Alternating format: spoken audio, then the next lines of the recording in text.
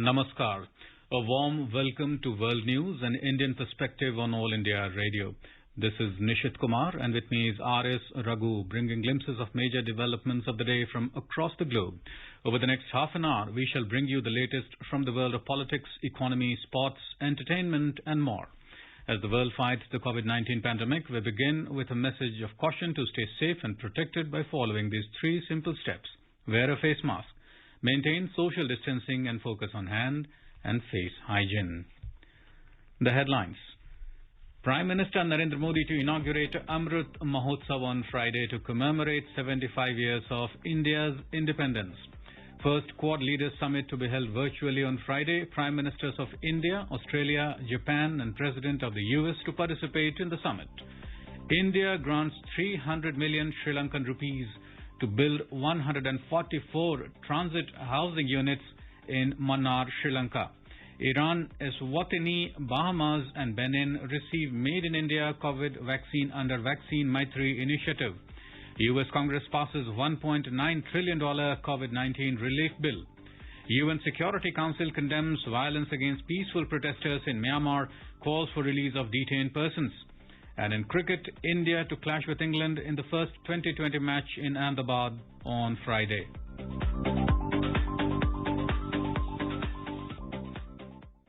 Prime Minister Narendra Modi will inaugurate Amrit Mahotsav and flag off Padyatra from Sabarmati Ashram, Ahmedabad in Gujarat on Friday to mark 75 years of India's independence. The Mahotsav is a series of events to be organized by the government to commemorate the 75th anniversary of India's independence. It will be celebrated as Jan Utsav in the spirit of Jan Bhagidari. The curtain raiser activities are beginning from tomorrow, 75 weeks prior to 15th August 2022. More from our Ahmedabad correspondent. Prime Minister Narendra Modi will flag off reenact of historic Dandi March, which will joined by 81 Gandhian followers. They complete the 386-kilometer long march in 21 days on its original route from Sabarmati Ashram to Dandi in South Gujarat. Patriotic songs, plays and dance performances will be organized during the Dandi March to highlight the socio-economic changes taking place in the field of cleanliness, environment, security and water conservation in India. Yogesh Pandya, AIR News, Ahmedabad. Culture and Tourism Minister Prahlad Singh Patel will lead the Padyatra from Sabarmati Ashram, Ahmedabad tomorrow on the beginning of the glorious Azadi Ka Amrit Mahotsav. It was on the 12th of March 1930 that Gandhiji began the Dandi March from Sabarmati Ashram against the salt laws along with 81 Padyatris. During the Padyatra, the Culture Minister will stay overnight with the Padyatris at the place of night halt, and the Padyatra will start from the same place the next day. Prime Minister Modi will also launch various other cultural and digital initiatives for the India at 75 celebrations and will also address the gathering at Sabarmati Ashram. A National Implementation Committee headed by the Home Minister has been constituted to chalk out policies and planning of various events to be undertaken under the commemoration. State and Union Territories governments are also organizing programs all over India from Friday. Prime Minister Narendra Modi has said that Atmanirbhar Bharat Abhiyan will create wealth and value for the whole of humanity. He says this initiative is good for the world. The Prime Minister was speaking at the launch of Kindle version of Swami Chidbhavanandaji's Bhagavad Gita on Thursday. Today, the 1.3 billion people of India have decided their course of action. They are going to make India Atmanirbhar or self-reliant. In the long term, only a self-reliant India is in everyone's interest. At the core of Atmanirbhar Bharat is to create wealth and values not only for ourselves but for the larger humanity. We believe that an Atmanirbhar Bharat is good for the world. The Prime Minister said the world is fighting a tough battle against a global pandemic, and when the world needed medicines, India did whatever it can do. Appreciating the outstanding spirit and courage shown by the people of the country during COVID-19 pandemic, the Prime Minister said our scientists worked in speedy manner and came out with indigenous vaccine. Highlighting the importance of Srimad Bhagavad Gita in life, the Prime Minister said it makes us think, inspires us to question and keeps our mind open. Never forget the famous verse, Karmanyevadikaraste ma phaleshu kadachana. It will free our mind from fear of failure and put our focus on our action. The chapter on Jnana Yoga deals with the importance of true knowledge. Bhakti Yoga, teaching us the importance of devotion, is touched upon in one of the chapters. Every chapter has something to offer to cultivate a positive frame of mind. Above all, the Gita reinforces the sentiment that each one of us is a spark of the Supreme, the all-powerful Divine.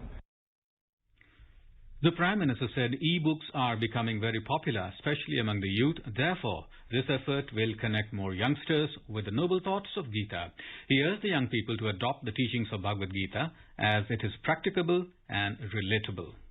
This is a unique program. An e-book of the Gita with the commentary of Swami Chidbhavananji is being launched. I would like to appreciate all those who have worked on this. Thanks to this effort, tradition and technology have merged. E-books are becoming very popular, especially among the youth. Therefore, this effort will connect more youngsters with the noble thoughts of the Gita. The first Quad Leaders Summit will be held virtually on Friday.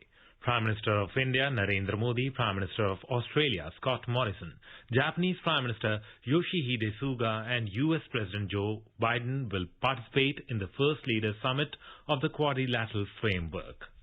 The leaders will discuss regional and global issues of shared interest and exchange views on practical areas of cooperation towards maintaining a free, open and inclusive Indo-Pacific region. The summit will provide an opportunity to exchange views on contemporary challenges such as resilient supply chains, emerging and critical technologies, maritime security and climate change. The leaders will also discuss ongoing efforts to combat COVID-19 pandemic and explore opportunities for collaboration in ensuring safe, equitable and affordable vaccines in the Indo-Pacific region. With Sobhagyakar, Anupam Mishra, AR News, Delhi.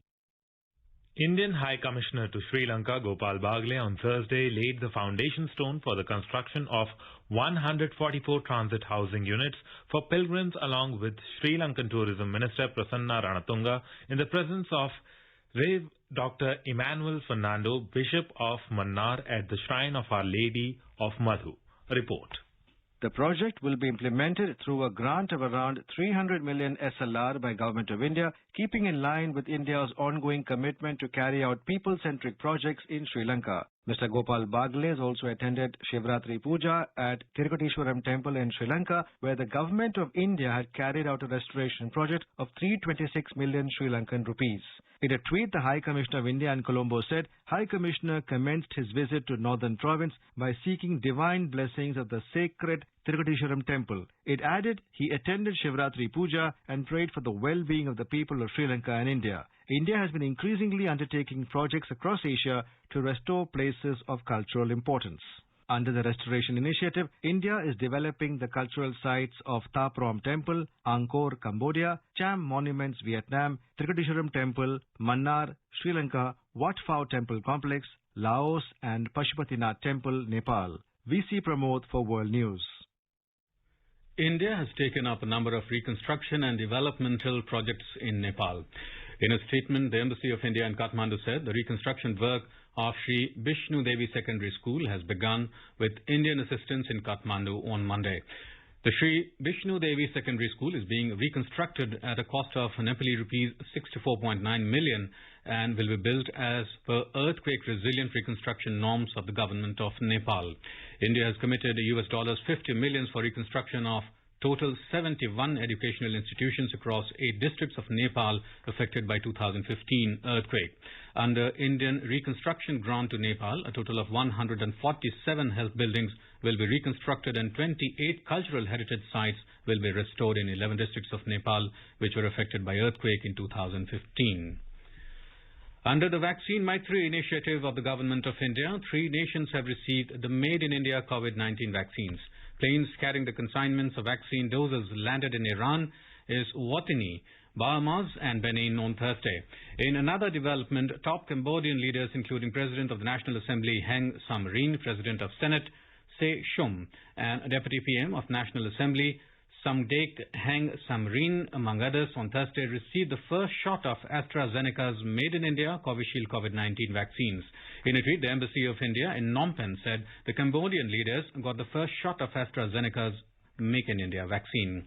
On February 6th, India had approved the supply of 100,000 doses of COVID-19 vaccines to Cambodia under the Vaccine Maitri initiative. The supply was approved in response to Cambodian Prime Minister Samdek Hun Sen's request to Prime Minister Narendra Modi for assistance in the supply of COVID-19 vaccines.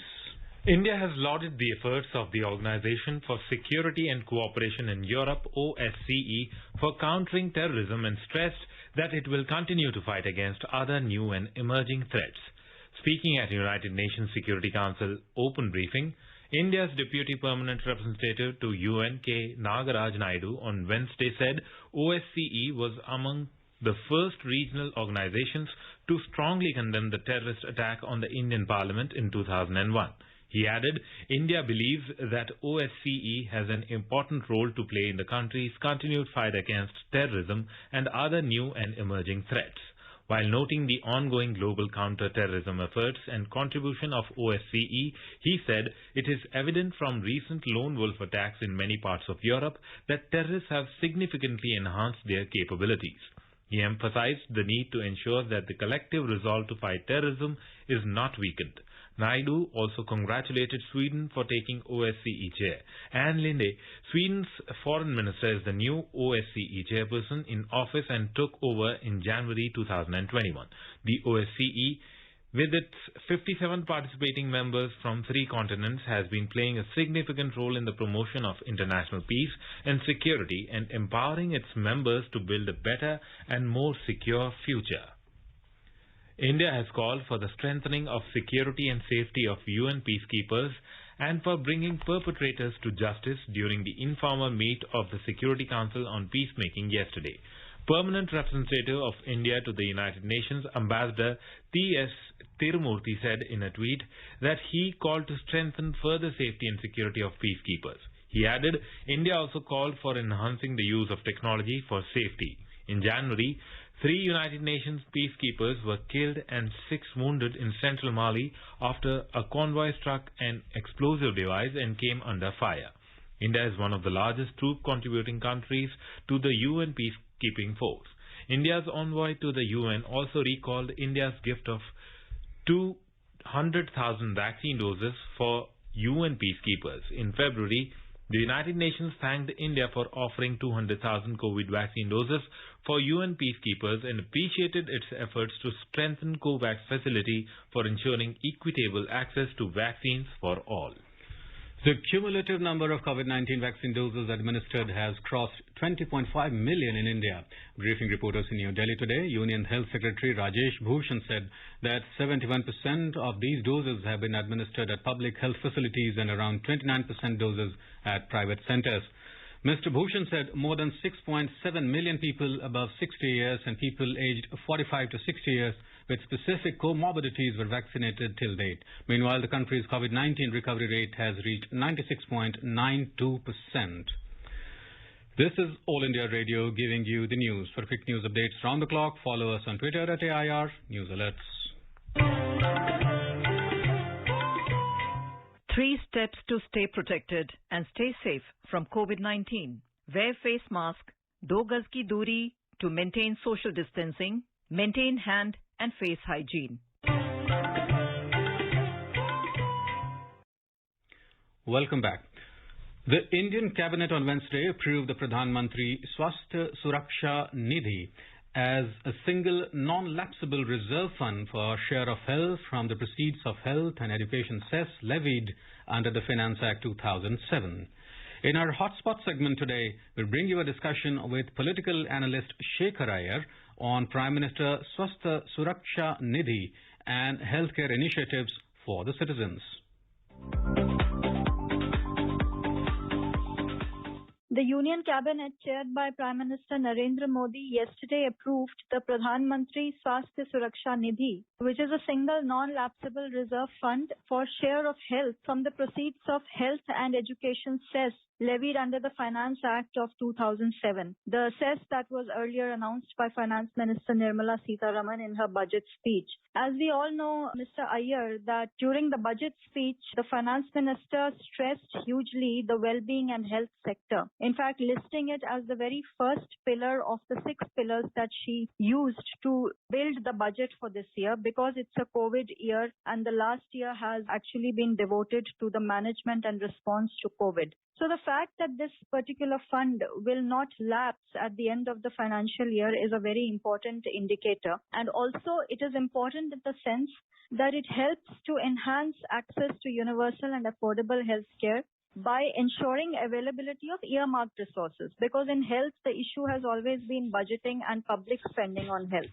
And the idea is to actually take public spending on health to a minimum of 2.5% by 2020. Although we are far from that goal, but attempts are being made to reach there. How do you see yesterday's decision of the Cabinet? Indeed, Aditi, as you mentioned, this is going to be a non-lapsable fund, which is basically addresses the problem of budgeting and also the problems faced by our planners in the health ministry and other experts. What happens is when they look at 2-year plan or a 3-year plan or a year-to-year plan, often the problem comes how to handle the funds, because many cases they lapse. Then again, you have to go through the process of getting fresh approval and then fresh allocation. This is to do away with all that. As the name suggests, health and education cess is collected with the aim of addressing the education and the healthcare needs of very poor families in India. Now, with the cess, unlike other tax, cess is collected for a particular purpose and cannot be diverted for any other. And the other thing is that this cess applies to all the income tax assessees. Everybody pays tax. In fact, this cess was first introduced in the Union Budget of 2018 by then Finance Minister Arun Jaitley, who had replaced the earlier secondary higher education cess of 3%. Now, since then, this cess has been collected because the normal case is the tax goes to the consolidated fund, which can be used for any other purpose. But when you earmark it for education and health cess, then it is only meant for this purpose. So it cannot be used for any other purpose. And also in this year budget, as you mentioned, the post-COVID scenario where the government has decided to double our budget because the health spending has now gone up from 94,492 crore. It has almost gone to 2,23,846 crore. As you mentioned, Nirmala ji specifically mentioned about health and well-being. The whole concept is both preventive health and taking a look at the holistic health. And of course, this year, the large part of this budget is going towards meeting the COVID-19 vaccination, for which 35,000 crore has been allotted. Because the government's aim is to eventually increase the health expenditure up to 2.5% of the GDP by 2025. Even in the economic survey, it was estimated that an increase in health spend, even if you let it go up by 1%, say from 2.5% to 3%, that can decrease a lot of out-of-pocket expenditure that keeps happening. Something like when you're providing over healthcare, which is not in a very planned way, that means a lot of money is spent in different heads. So the whole idea is to do it in a more systematic way and focus on those 3 important things. One is Ayushman Bharat, the health wellness centers. The second is the Jan Arogya Yojana. Then also the National Health Mission, which has again 2 components. You have the Rural Health Mission and the Urban Health Mission. And the other important project that the government has is the Prime Minister Swasthya Suraksha Yojana. What do you think about this scheme? Because it will help us prepare better for any potential pandemic in future, because pandemics are not going to end. Indeed, these are very, very awesome figures. When you say that out of 734 districts, 730 districts will have those centers, which means that the rapid rate in which we are able to create this kind of facilities also goes to show, even in a country like India where resources are a big issue, if you have a very focused approach and you have an approach that takes it to the synergy of all that is available at any given particular point and in a particular place, we can do a lot more and we can cover a lot more. I think this is the best positive message that is coming out from what you just mentioned. I mean, covering 736 districts is a very big thing. And along with that, when you think of all other things, particularly if you look at PM Swasthya Suraksha Yojana, where you are going on creating more aims like institutions. And at the same time, we've also seen the kind of attention that is also being paid for creating the resource personnel. That is one of the biggest challenges, the availability of doctors. And the government has been talking of the new medical education policy also, which looks at creating a medical college created at every district so that people from that region itself will, enroll as students and qualify and work in those very areas. Because this paucity of medical personnel is another challenge, which is also an element of the country's health education policy. I think the absolute return to the fact that preventive health is actually the bedrock of any health system, that let's not fall sick enough to be hospitalized, because that's exactly what India showed during COVID times. Our hospitalization rates remained the lowest in the world. The percentage of people on ventilators, the percentage of people on life support remained quite low, which is why our health systems never got overwhelmed during this whole process. Preventive health, as you also said, will be the focus of all future endeavors, as also of this new project that has been announced yesterday. Mr. Iyer, thank you so much for your time. Thanks very much.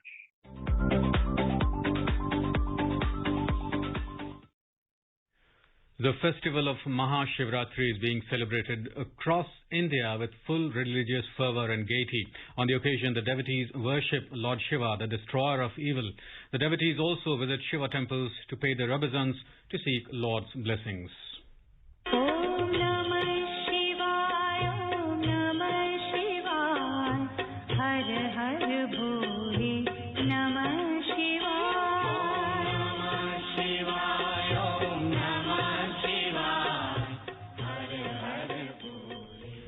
It is believed that worship of Lord Shiva on Shivratri absolves a devotee of past sins.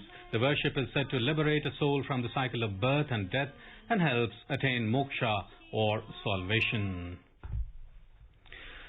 The United Kingdom on Thursday said that Beijing's proposed changes to Hong Kong's electoral system would further undermine international trust in China. China's two sessions concluded on Thursday with the passing of a resolution on Hong Kong, which ensures only patriots can rule Hong Kong. This is Hong Kong's biggest shake-up since the former British colony was handed back to Chinese rule in 1997, further reducing democratic representation in the city's institutions. The controversial overhaul of Hong Kong's electoral system, which comes amid an intensifying crackdown in the city, will give a pro-Beijing committee more power to choose Hong Kong's lawmakers. The legislation is expected to be announced in greater detail when the NPC Standing Committee meets at a later date, and it could be enacted into Hong Kong law within the next few months.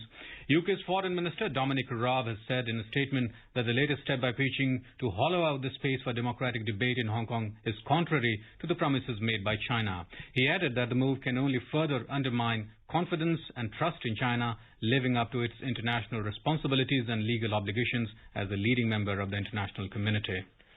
Senior Chinese diplomats will meet with U.S. officials in Alaska on March 18th and 19th. Chinese Foreign Ministry spokesperson Zhao Lixian said on Thursday at the invitation of the United States, China's top diplomat Yang Xieqi and State Councillor Wang Yi will have a high-level strategic dialogue with U.S. Secretary of State Antony Blinken and National Security Advisor Jake Sullivan.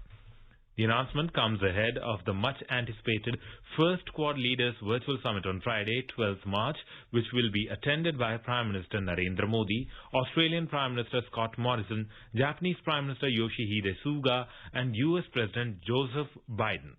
Will be closely monitored in China. The leaders will discuss regional and global issues of shared interest and exchange views on practical areas of cooperation towards maintaining a free, open and inclusive Indo-Pacific region.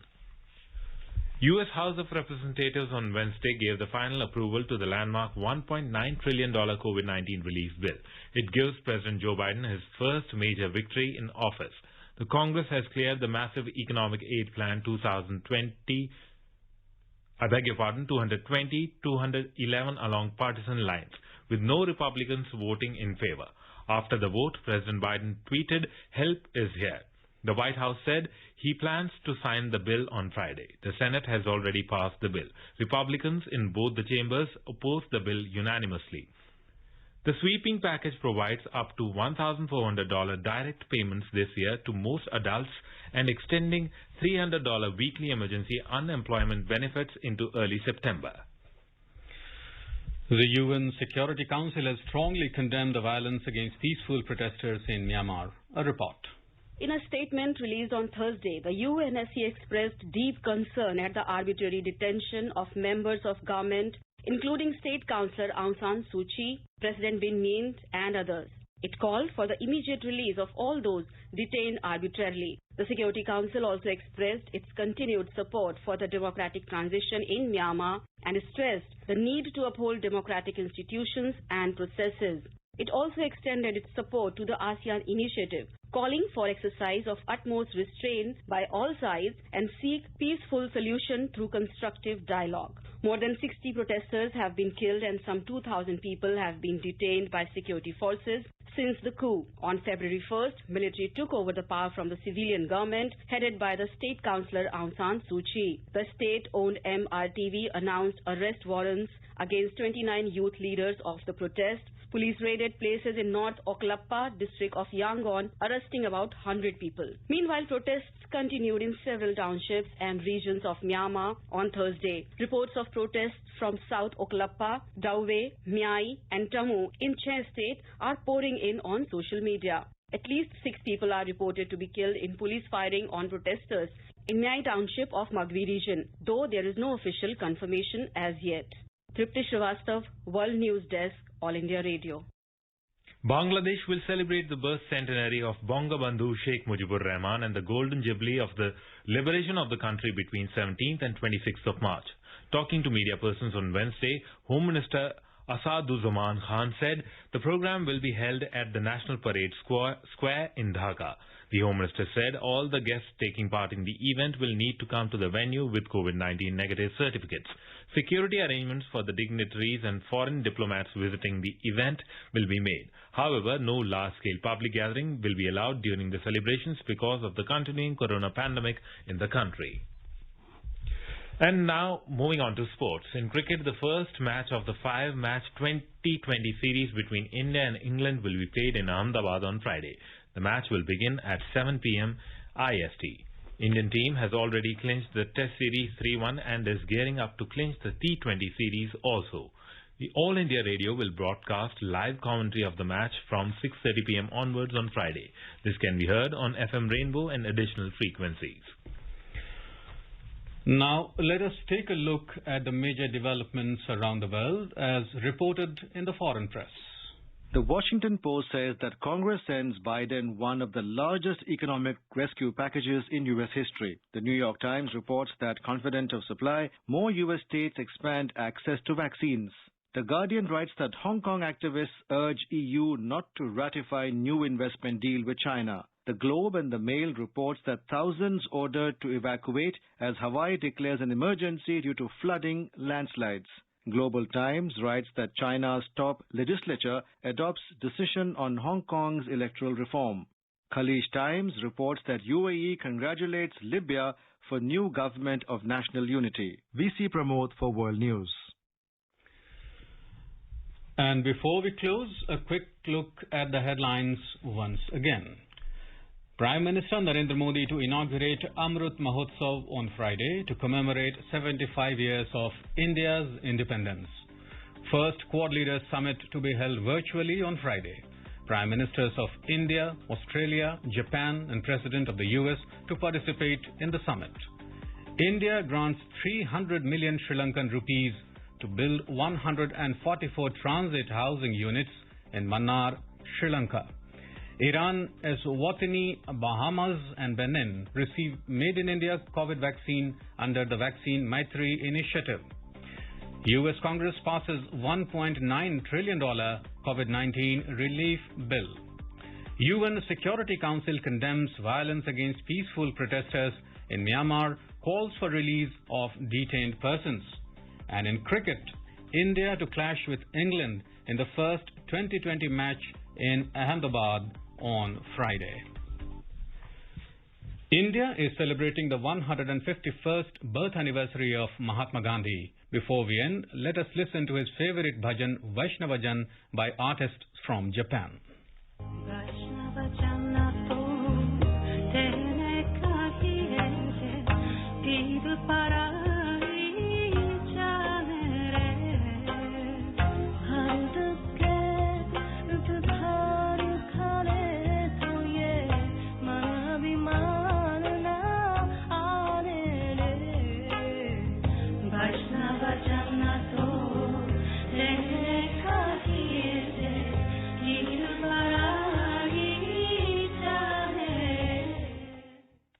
And with that, we end this bulletin. See you at the same time tomorrow with the next edition of World News.